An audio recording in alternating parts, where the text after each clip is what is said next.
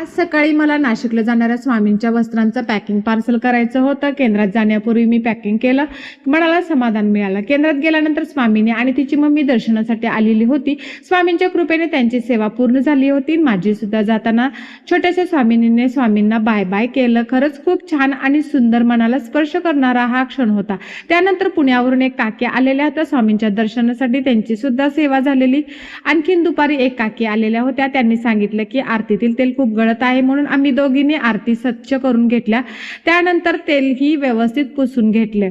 मी आणि काकींनी मिळून आरती स्वच्छ पुसली. केंद्रातील आरत्या नीट केल्या आणि त्यांनी आणलेली रिंग त्यात बसवली. त्यानंतर आरत्या सुंदरपणे लावल्या.